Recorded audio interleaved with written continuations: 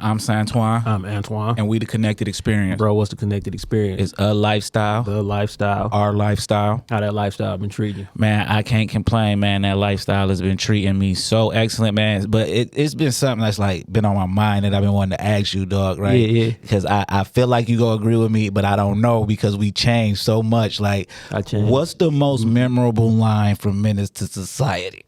It's never not gonna be Pass me the wire cutters essay. Like, what are we talking about? Like, what are we talking about? I didn't do, some people don't believe that. They believe it's, you done fucked up, right? Yeah. But like, pass me the wire cutters essay, like, that was the most memorable line in that. If I watch Menace to Society and it's already past that part, I'm tight. I'm tight. I'm watching it up until that point, man. So how you been? What's in your title?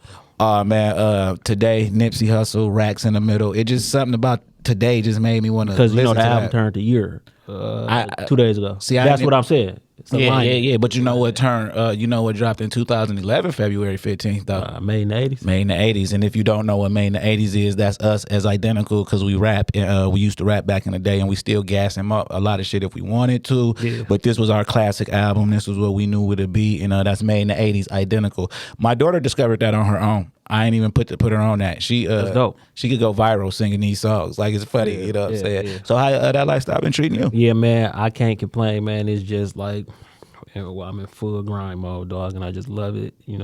I got lotion on today, but I like these hands dirty. And dirty fingernails. Reaching in my pocket, pulling knots out. Word to P. Yeah. So today is a special episode for us because so if y'all been keeping up with our YouTube, the Connected Experience podcast visuals, we have a section called The Vault. And what The Vault is all our old podcasts. We've been doing this since 2017. We never released anything for real on anywhere where you could see us. It was just all audio, but we had everything stacked up. We had a lot of stuff. We had a lot of stuff stacked, and we still got more. So we recently released the episode, and it was with Kalvon Hawkins, and that was the first time that we actually met in person.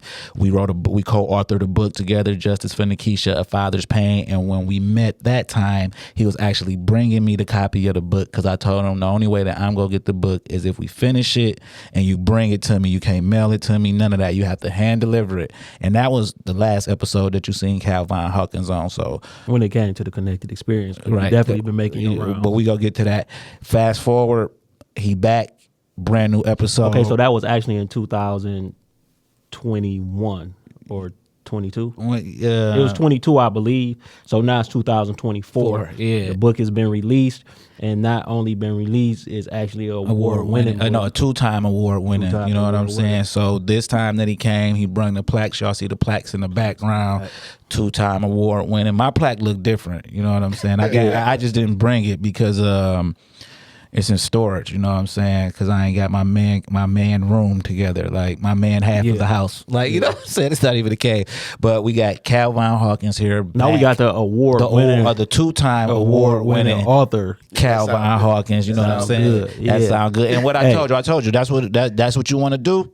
We gonna make congratulations. That happen, man. First of all, for me to y'all, congratulations. Thank I know it was a very hard process because what the book is centered around and based about, and this is your real life. So yeah, it's a true crime novel. And sometimes when people watching stuff like Dateline and stuff like that, when they see it, it's through the TV, so it can affect you because the story sounds sad. But for you to live it, take that pain that has been not only bottled up but also in the forefront, put the words to the page, so you had to relive it again. You probably relive it every single day, but you had to relive it again. Trust somebody else with it to put that story in order and make chronological sense to a reader, and then come out a 2-time award winner. I'm proud of you, dog. On your debut. On your debut. I'm proud of you, man. Congratulations. That's big. To Congratulations, you, man. I'm proud of us. I'm proud of you. I'm proud of me and everybody who had to go through that process with us, man. That was a tough process. That was a tough process.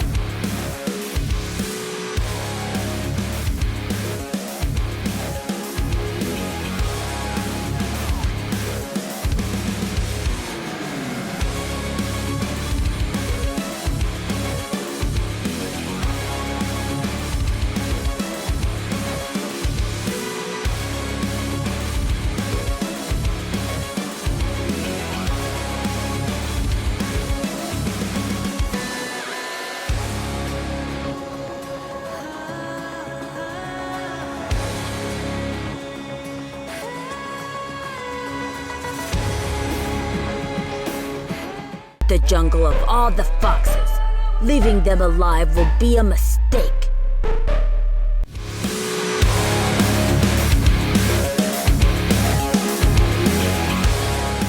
I mean, you are down with the team. We discovered these together. We won't cut you out.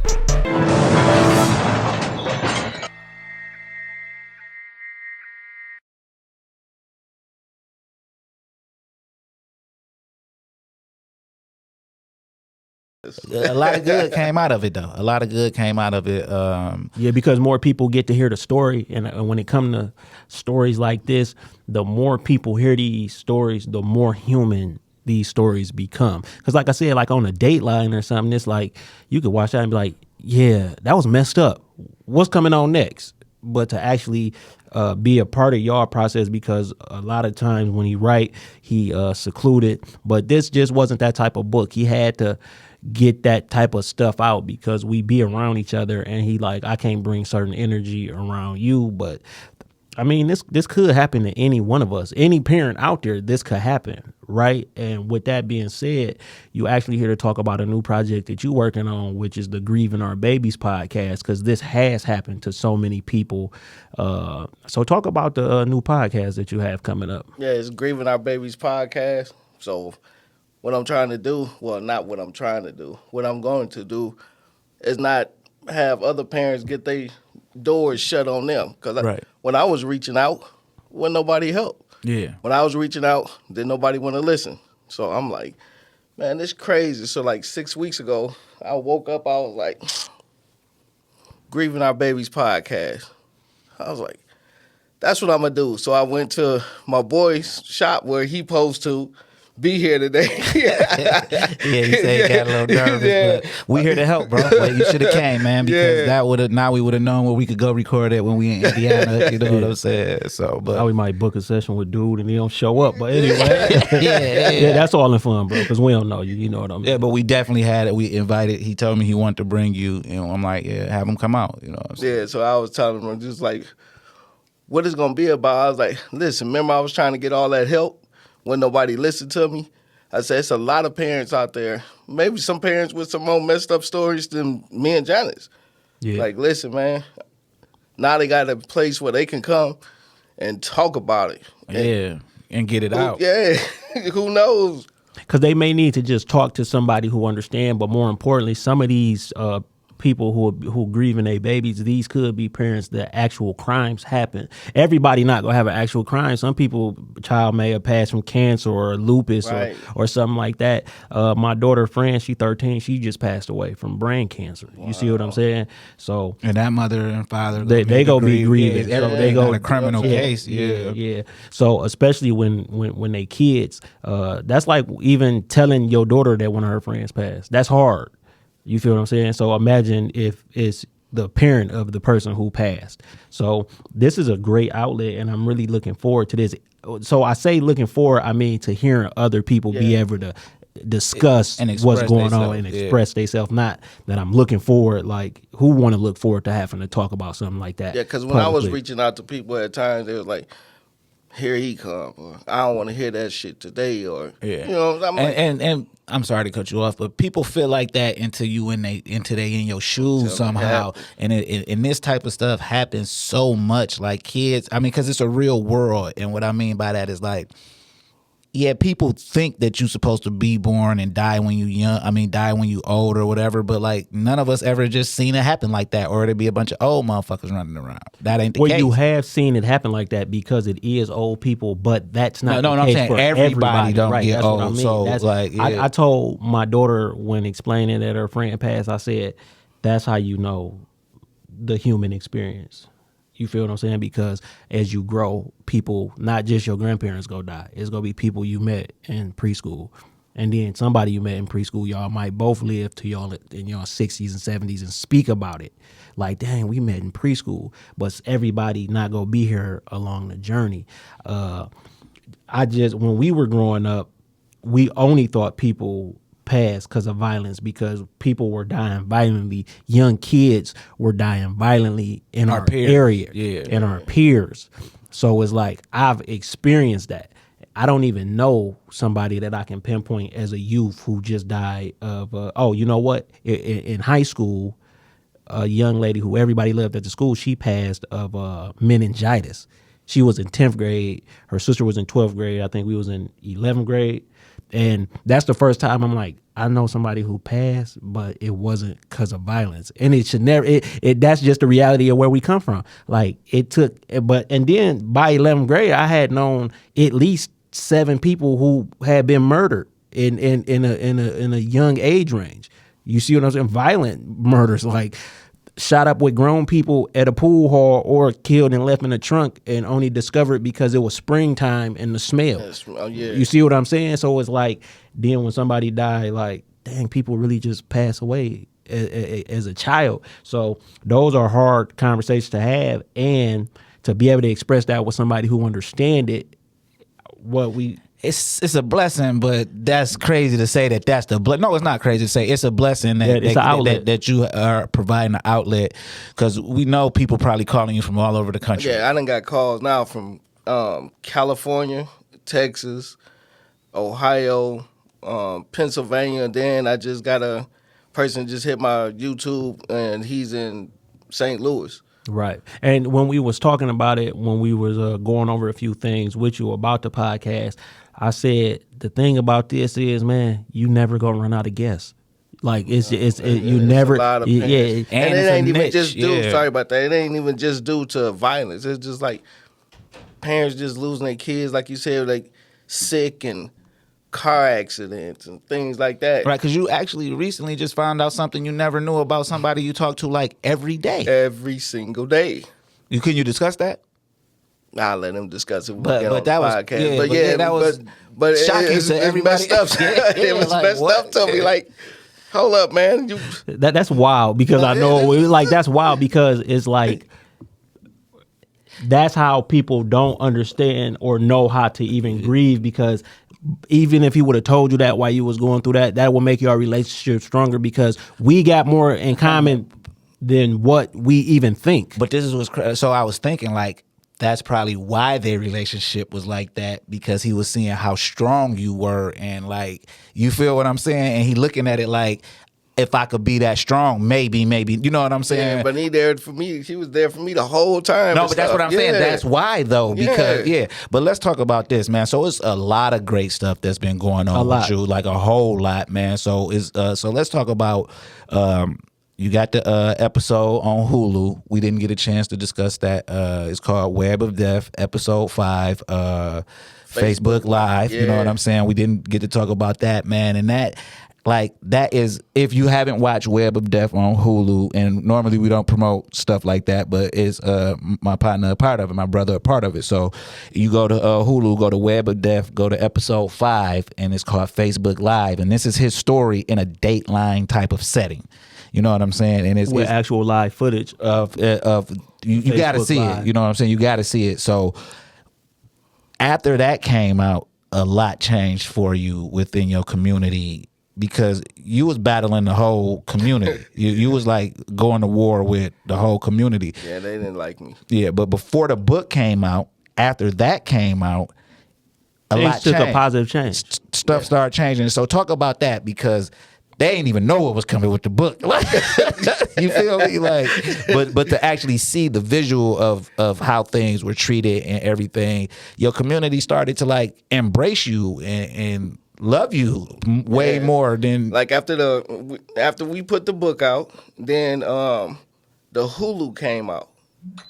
Then you went with us. We went to Vegas, and me and my wife got remarried. Macho did that, so that was something. Yeah, that was Macho. Because so again, with the Connected Experience podcast visuals on YouTube, the Vault, we had Macho on there, and he was talking about how he can marry people. Then we had Joe episode where it was talking about how we was gonna go to Vegas and y'all was go renew your vows. So just to let the viewers know, like, it really happened. Macho really did that. Yeah, you know what I'm saying? In front of the Bellagio. Yeah, that was good. It was beautiful. It was beautiful. When he said I do, then the fountain came up. Yeah, that was that's wrong. a storybook. Yeah, That was right on time, right there. And I wrote about their first wedding in the book, and then I'm with you renewing your vows. That was dope. So the community really started to embrace you, man, and a lot of positive things started to happen, even to the point that we almost to that bill in Nekeisha name.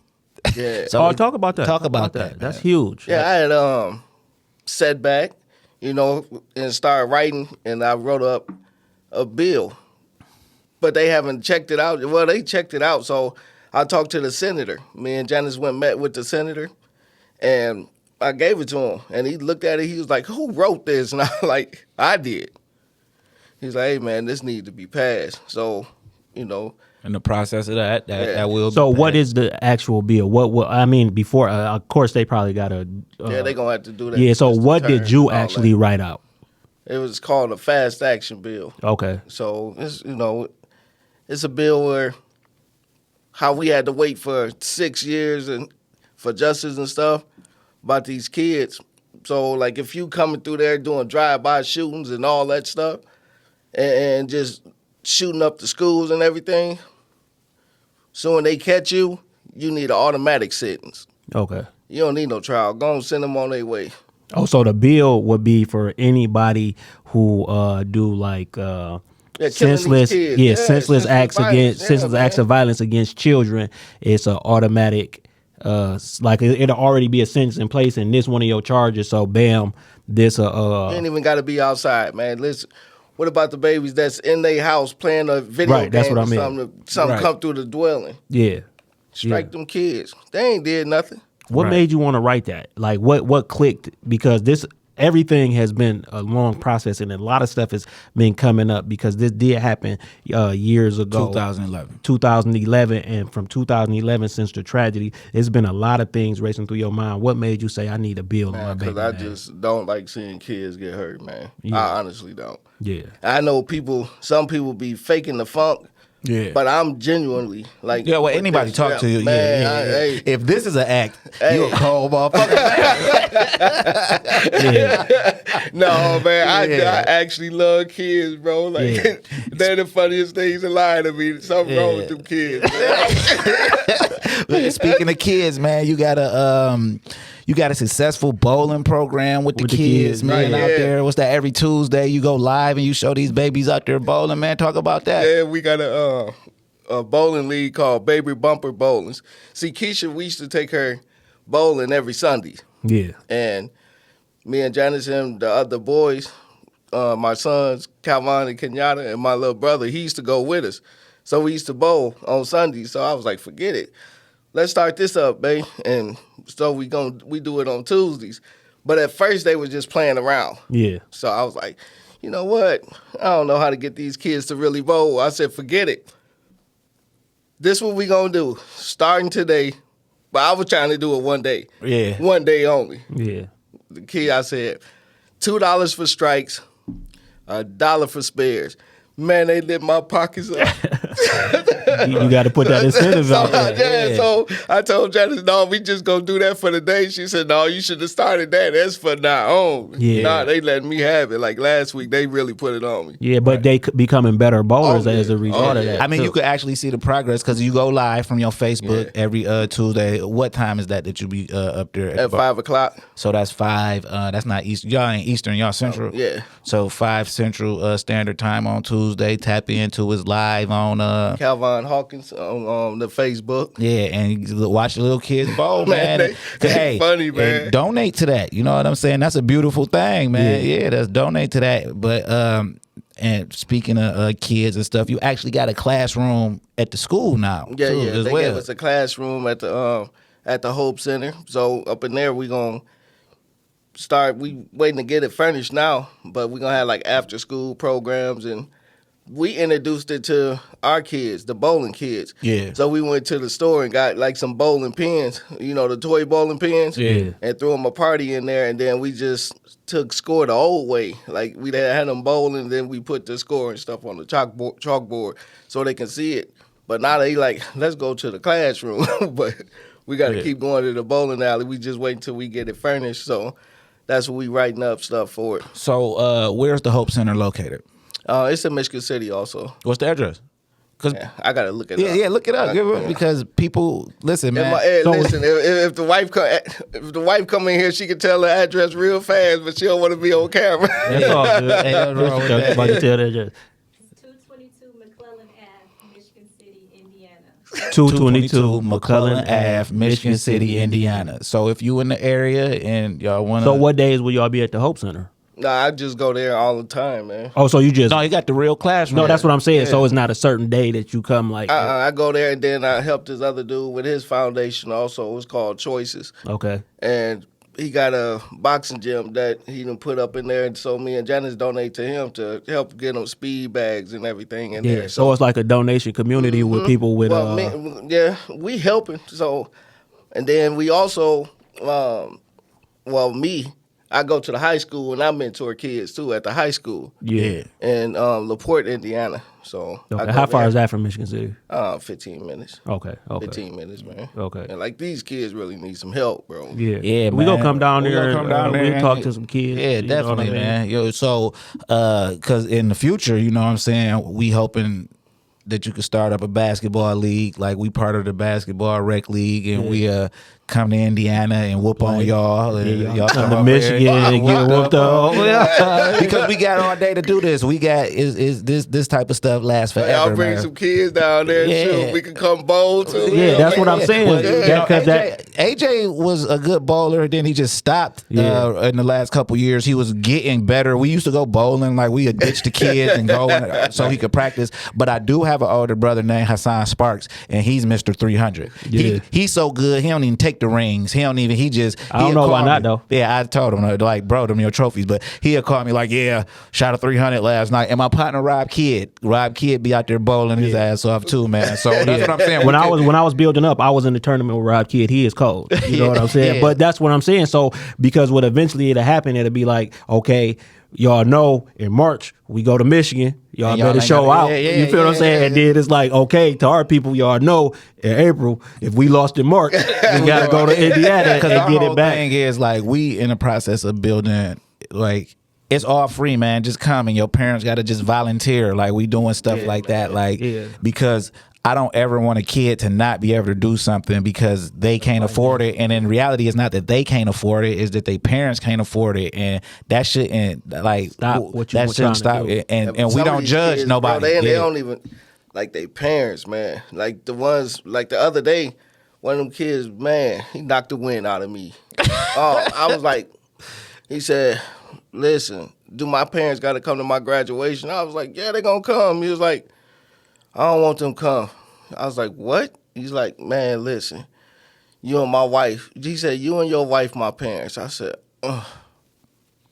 I said, dang, man. I was like, because y'all showing them love, man. And you feeling genuine love, man. And like I told somebody, man, you can give these kids something that's free, man. Yeah. And don't even cost. You know what it is? A hug. Yeah. That's all they need, bro. Yeah. Yeah, man. And it's a lot of kids like that because when it really boiled down to it, a lot of people here, not because people wanted them here, but because people wanted to do how kids get here. You feel what I'm saying? And as a result of that, another human came. It's only a select few people be like, yo, we about to have a baby and plan for a baby. Or even if a baby not playing, they like, I accept it how it come. I'm going to be what I think is a good parent. Because you don't know how good a parent are till the kids grown or till they can explain like, listen, man, but like I tell my kids, all you got to do is what you like about my parenting, you take with you. And when you become a parent, you put what you liked about me and your mom parenting with what type of parent you want to be, and that should make you the best parent you can be. You know what I mean? Yeah, parenting is a everyday struggle, though, man. Because some days I'm a good parent, some days I'm not. Like depending on how you looking at parenting, like you know what I'm saying. Like I'm a realist, so I gotta hurt your feelings because it's a real world. You know what I'm saying? When you and plus, if me telling you no is hurting your feelings, that's not necessarily just saying no. But that's a lot of times when kids feel like their feelings been hurt. So you be like, no. When they sometimes they rebel and go sneak out and do something. Yeah. That's what I'm saying. But no is it's no for a lot of reasons, but mainly it's probably no because I know what's gonna come with this. That's the problem. I'm like, I'm not just doing this to hurt you, be mean, or nothing like that. But listen, I know what's finna happen. Yeah, I know what come with this.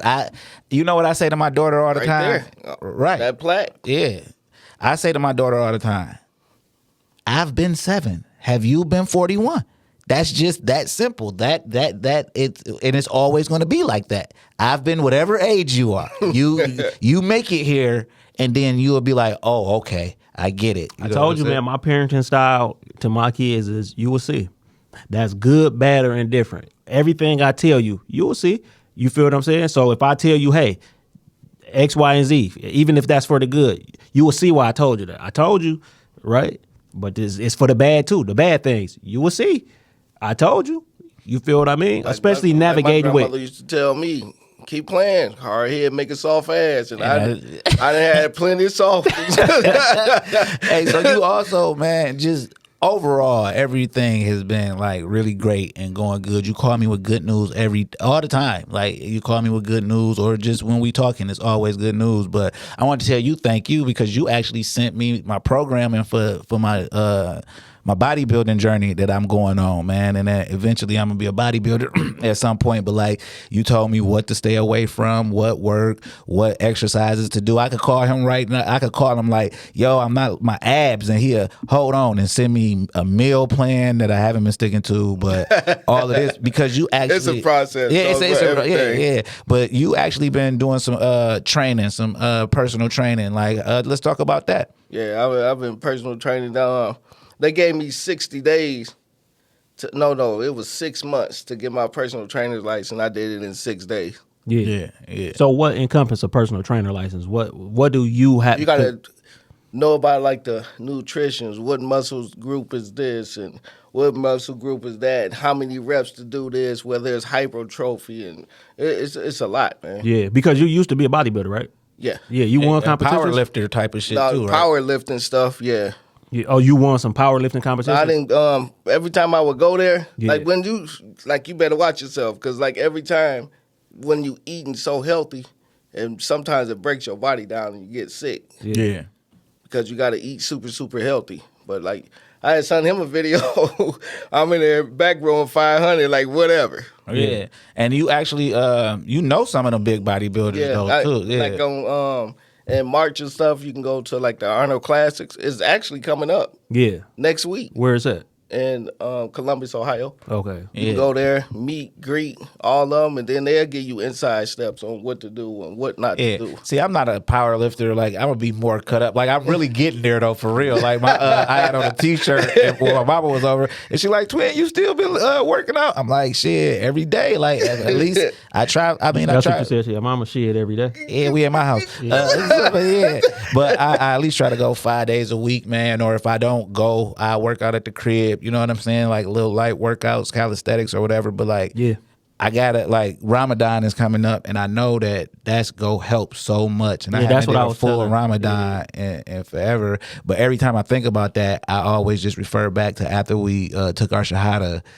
Ramadan came and it was in August and we did it and nobody could believe it that was around us. So that's always been my motivation to know that my inspiration to know that I could do it. Like, so I can't wait for Ramadan. Actually. Yeah, me neither. Yeah, because that's what I said. It's going to cut out a lot of things that you've been wanting maybe to cut out anyway. Correct. So it's like since whatever your purpose is for Ramadan, it's like, oh, this is at least 30 days of fasting. At least 30 days of fasting. 30 days of fasting. So are you planning on getting back into bodybuilding personally or just training people? Yeah, I want to compete in the Masters. That's for like, I ain't going to tell my age. That's for that age. You know what I'm saying? Okay, it's for that age. But it's cool with me because I don't eat meat. Okay. Yeah. I haven't had meat in like over 3 years. Okay. Right, yeah.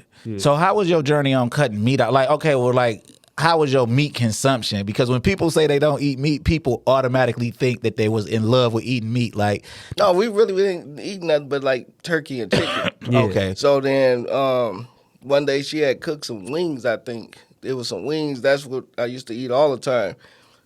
And I smelt it. And I was like, I don't want this no more. Like, so she thought I was playing. She set it down. I ate like 4 of them. I said, it's over. Yeah. That's how I was. Like, so pork is the only thing I was able to do cold turkey, except for get away from sucking niggas. And it was just because one day, like, I had like a fried pork chop, And I just looked at it and the same thing. I was like, this was before we even reverted to Islam. I was like, I don't think I want this. And then I bit it and I was like, I can't even chew this up, man. It's over. It's over, man. My pork story is like somebody mama was cooking some pork chops, you know what I'm saying? And I was over there and it wasn't that I didn't even want none, but like the smell of it, I was just like, yo, what is your mom's cooking? Like, yo, that smelled disgusting. And when she could have said anything, she could have been like roast beef. It would have been over for roast beef. You know what I'm saying? So somebody else, mama not being able to cook, stop you. And I'm like, yo, that shit smelled horrible. And I was done with it. Like, you know what I'm saying? But yeah, that was But like, I am super disciplined, like when it comes to a lot of things, man. Yeah. But since I've been on my workout journey, because I don't call it a health journey, it's just a lifestyle change journey. Since I've been on that, I feel like I could eat what I want because I'm really on the journey. Yeah, I call this boy, hey, I'm in the gym, I'll call you back. You feel what I'm saying? Because mine a little different, right? So I can shed pounds quicker than him. Okay. You feel what I'm saying? I don't have to do nothing. I probably walk 100 miles a week, if probably more. You know what I'm saying? And when I'm walking, that's my main time to intermittent fast. So depending on the weather, I drink water. That's it while I'm walking. And one time I just was like, the colder it is, I don't even want to drink as much water because when it's cold outside and you drink water, I feel like you got to go to the bathroom. And cold water, I don't drink cold water. It's room temp. You know what I'm saying? But he. So at your max, what you was benching off the powerlifting? At my max, it was for my size like 380 something. Yeah. And then on my legs, the most I ever done on my legs was 5 sets of 16 at like 1,100. Yeah. When you go to the doctor, how do they got to take your blood pressure? With a thigh cuff. They got to put the thigh joint around his arm. Yeah. But he be calling me in the morning on his way to the gym or I'm on my way. Like But people tell me like some people will say, I can't do that. I was like, I know you can do that. Remember the last time when I came up here, I barely can walk up here. That's because I had just woke up with that COVID. Yeah. And I had died twice. Yeah. Gained like 80 pounds, bro, because I was down for like, I don't know, probably like almost a year. Yeah. I barely can walk. They gave me a 6-minute walk test. Yeah. It took me 45 minutes to do it. Straight up? Walk 6 minutes. Yeah. So when I had came up here and I was with y'all, that's when I had got myself back to walking. Yeah, and then... And I was almost like 300 pounds. I went from like 2-something, like 210 to like almost 300 pounds. And then soon I'm able to get there, and then I went right back to the gym. Yeah. That's why I tell people, man, ain't no such thing as I can't. Yeah. That's what I went out, because we coached the little kids. Now we coach 3rd through 5th grade basketball for this session. Man, I tell you, it ain't left hand layups. I can't. Ain't no such thing as can't, right? Because if you feel like you can't do a left hand layup, it's a lot of stuff you feel like you can't do that you might not even be trying to. Right? Do. You can't talk. You can't tell me you can't do something. That's the only can't that you can't do. You can't tell me that you can't. Because I've been in this position. I've been not knowing how to do a layup. You know what I mean? Now I can show you how to do a layup. And that just took practice. So that's what I even tell my kids, look, whatever you want to do, practice don't make perfect, but practice to get you better. And then stick to it, man. Consistency of practice. So when you are working out, what's your favorite part about working out? Like because you didn't finish. What's the most you did on your legs? Because you like 1,100. That sounds crazy. Crazy as hell. Yeah. That means he could kick through both of us, like through you though. Like I'm not giving nobody the chance. 1,100 pounds. Yeah. And how did you feel after you did that? I was cool because me and my boy was going at each other. We was just talking crazy. It was like, you ain't stronger than me, and I'm telling him the same thing. And then we kept going on and on and on and on.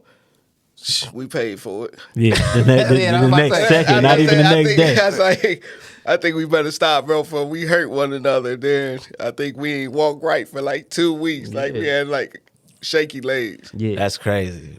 So back to the podcast, right? So when you decide that you go do the podcast, how do you get the word out? If I was a grieving parent, because you say these people hit you up from everywhere, how would they contact you to do so? Grieving Our Babies Podcast at Gmail. Okay. They can email me, or they can just go on the Instagram. It just email me. And this is why and you can email us. You can get at us. Like we would definitely pass. I'm not turning no parent down, bro. And this is why that's great, right? And because last episode we were talking and you was like, I did this for my baby and not everybody asking me what should they do. And I asked you the question. I said, what did you tell them? And your answer was, I told them what to do. And I told you that's what you're supposed to do. So now this is another outlet because they might need this to get the word out, especially if it's something criminal, to just where the public can hear it. Because that's what actually happened with you. You were able to get the word out where the public can hear it. And as a result, that's when the good ball started rolling. Right, and that's why I want to refer people to actually watching Web of Death on Hulu, episode 5, Facebook Live, because that was in real time. Yeah, that was like a lot of the stuff that people see and hear about. They only hear about it, and it's nothing to show them how in real time it was. That was literally real time, and since you went live on Facebook and got the ball rolling, it was a real snowball effect. It's not. You can't make this up. Like from that moment of that first Facebook Live, everything changed, and then to write the book and know what was going on with you just 4 days prior to that. You feel me? What you was on. You feel what I'm saying? What you was on just literally, maybe not even 4 days, but just like literally what sent you to sleep in that depression, and you woke up out of that in that and I had to take accountability too. Yeah. Well, what did you have to take accountability for? As I would like to know that. As a man, as a father? Yeah. Because, I mean, like, I didn't know you was going to say that, so I want to know what you mean by that. I'm about accountability. Yeah. I can't ask nobody else to take accountability for something if I don't do it myself. Yeah. That'll be fake. Yeah. So do you feel like you wasn't holding yourself accountable? No, I just didn't care. I was too depressed to care. Yeah. But what I'm doing, I done disappeared on my family for 3 years. Yeah. Disappeared on them. Yeah. But you was right there. When I you was say, inside the home. Yeah, because when you say disappear, just to like... I disappeared, not physically. But mentally. But mentally. Oh, mentally, I was shot. Yeah. It was over with. Yeah. And I had to apologize for that. Yeah. To the whole family. Yeah. No, that's what I'm saying. Because, I mean, of course you apologize to your wife, but you got to apologize because you still a father because you got other children. It's like I disappeared on my boys, too. You feel me? Like, at a critical time, too. Yeah, right, because Yacht was in school, and I would go to his games and stuff, but I still was messed up. But I could have made him go further, you know what I'm saying? And then, like, one year, they had almost got to the championship. Yeah. But my noodle still messed up. Yeah. So he quit basketball. Straight up? He quit. But the next year, the same team, same everything, they went to a championship. Yeah. Right. So he in the stands with my wife and his cheering friends. him on when he's supposed to be on the court. And I'm supposed to be a dang dad, but I'm in the room locked the hell up. You feel me? Yeah. Take accountability for what you did. Yeah. Now, what kind of weight was lifted off your shoulders when you took accountability? Shit. Still there. Yeah. But it's just a little light. I mean, but you got but I got a lot of stuff going, you know what I'm saying? You could, if you felt like that was a wrong, but it was necessary. I had to do that, bro. Because then what I also had to do was the hardest thing ever, man. Like, oh, man. I had to forget that dude that killed Keisha, man. Yeah. Why? Why did I have to do that? Yeah. Because I got a kids foundation. Yeah. We got a kids bowling league. Yeah. I'm mentoring kids in the high school. Yeah. Kids see me in the streets, run up to me, scream, pop off frost. Yeah. How I'm teaching them not to shoot, not to hate, but yet I'm hating somebody. Yeah. Right. Yeah. You can't do it. Yeah. So when you said you match. forgave him, have you reached out to him? No. Okay. You forgave him in your heart. I'm saying when I say that in your heart. No. But the reason I asked that because last episode you wasn't even willing to forgive. Last episode you said it. Janice and Yacht forgave him. Yeah, but I did. You said Lil Cal wasn't with it. That's actually tremendous growth into it. Right. I got to commend you on that though. But check this out though. Like I told him, I did forget this dude because I got to work with these kids. You feel me? Also, he had a kid when he was going to prison. Yeah. I told him they can bring him to the bowling alley. I slap a jersey on him too and wouldn't say nothing about his dad, period.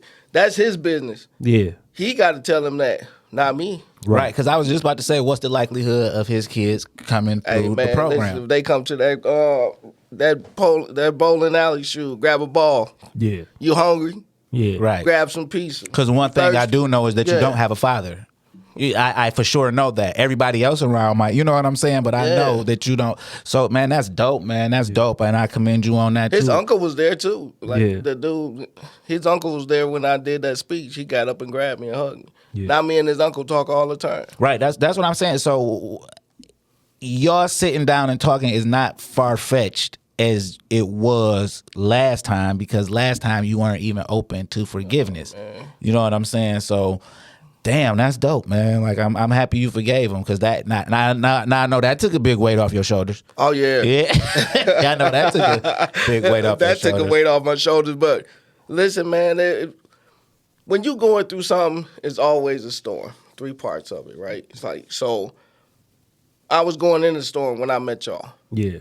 Then when I was with y'all doing all that justice stuff for Keisha and writing the book, I was inside the eye of the storm. Yeah. When I got justice, I didn't even come out the storm. I just stuck my head out. Because what people don't know, when I got justice for Keisha, when that book got wrote, I still was depressed, bro. Yeah. So I went and got a condo down there in Texas. Yeah. Not to be a baller or none of that stuff. She thought I was down there really working. Yeah. But I ain't going to be depressed at home again in front of her. Because you just had went I there. want to go, and I want to go back to bed. Yeah. Why? Because I don't have nothing else to fight for. Yeah. So it 'Cause sucked it- 'cause my it kinda stomach. was like- damn, like, so what's my real purpose? Like, because when we going through all of this, you thinking this is my purpose in life, to get justice for my daughter, and you get to the finish line, and now you like, Man, I just peeked out the storm and just looked like, yeah, look good. I got to go. yeah. So at times when Jew would call me, what you doing? I'm in the bed in the condo. I'm like, yo, that ain't it. Get up, dog. What you want? Like, It's yeah. like, we got to get this book done, bro. So Yeah. I wanted to put myself back in the eye of the storm, but I wanted to do it in hiding. Yeah. So nobody couldn't see me. But Because I you tell got people who Yeah, care, like, who gonna be like, come get on, up, dog. man. Yeah, what you doing, like bro? what you got you got justice for Keisha, so what is you doing? I ain't had nothing else to fight for. Yeah. So So now you got these kids. So to live what, for. hold on. So recognizing that about yourself, are you taking on these projects so you can feel like you have a purpose? no. So you don't want to feel like that I don't have nothing to do, because that might draw you back to your depression? Sometimes it do. Yeah. Sometimes it do that. But when I tell you one thing, I was still in the eye of the storm. But when I forgave that dude, Yeah. when they say forgiveness is real, bro, I ain't gonna even lie. When I forgave that dude, God didn't make me peek out the storm. It's just like he's like, okay, and kicked me out. Yeah.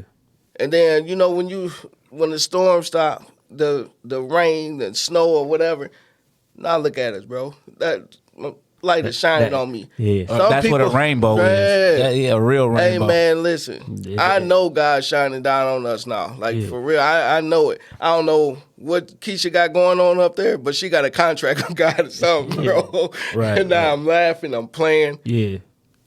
And then now I used to go on Facebook or go on Instagram looking for stuff what people say about me. Yeah. Man, listen.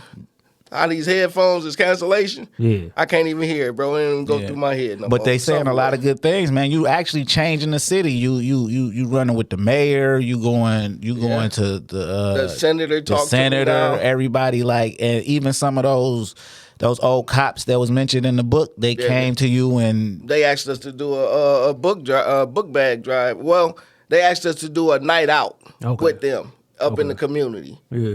So I went and used the credit card, and I bought 100 backpacks and school supplies and stuff and gave to the kids. Yeah. Yeah. That's dope, bro. yeah, That's dope. yeah. So it's really good to see like the positive outcome, that just letting the truth be known. Because if we would have spread any lies within the book, It'll be out by now. it'd be out by now. So that means that some of those police and people that were involved was taking accountability, because even now that it's not in real time and in hindsight, when they look back when they read what you was actually going through, none of them that's parents would ever want to even be in that position, because it strips away me being the police having to do this. But now I'm reading this book and I'm like, damn, what if that was my daughter? Like, it's just or did I drop the ball and make it?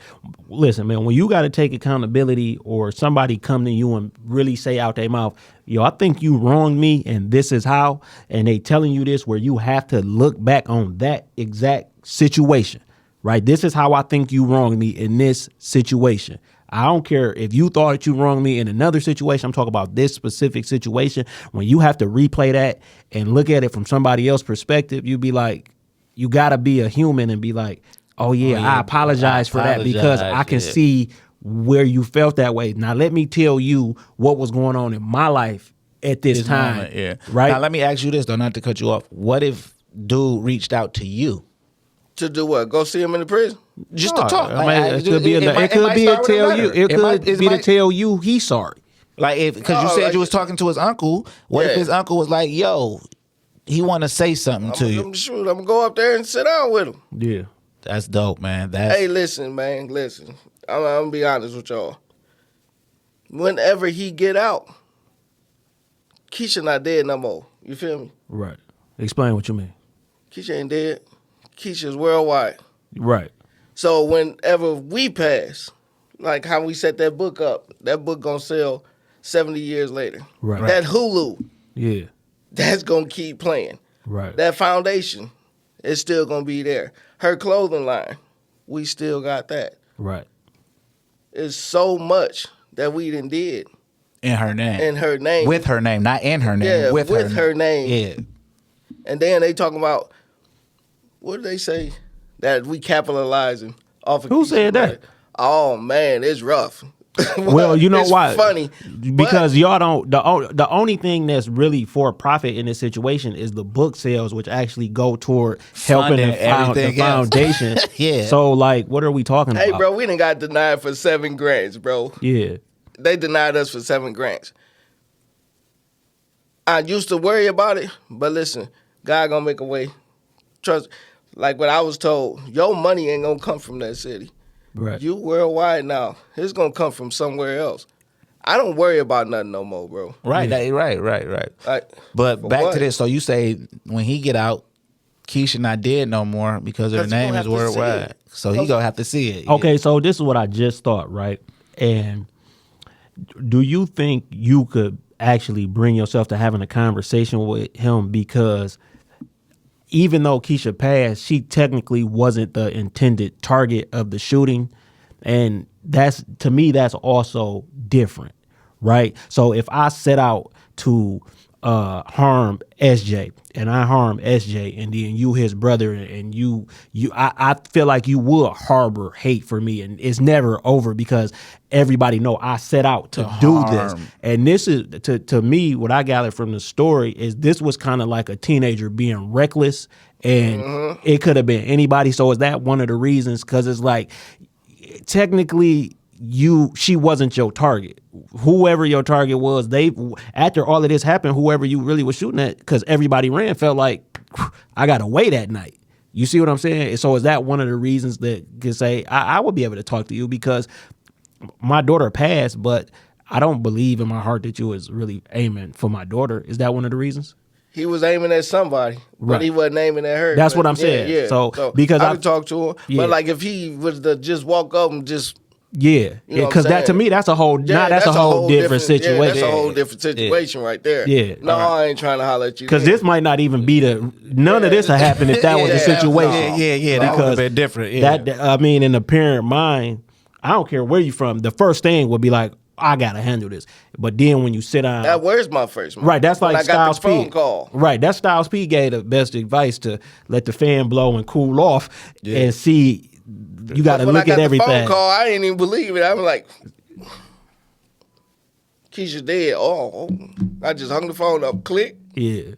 And then, Then I got to call back again. So, all right, but before we get up out of here. Hold on, because there's one more thing, right? Because you mentioned God. How big a role did your faith play in all of this going through your healing process? How big a role? Because I don't know, were you religious? Were you just somebody who know it's a God? I was fighting them. I was like, I ain't trying to hear none of that stuff. Yeah. Like my faith was it was torn. It was roughed up. Like, Right, but how before the tragedy, how much were you into God, or was you one of the people who just, hey, I'm out here and I'm living and I'm doing good because of me? Yeah, I believe it's a God, but if I ain't doing nothing, the end of tragedy, now you have to seek something to keep your sanity. I believe in God, but I was out there wilding the hell out. Yeah. And then this made, after the tragedy, how was your faith? And then now I could tell that you have an ultimate faith in God, because you mentioned God a lot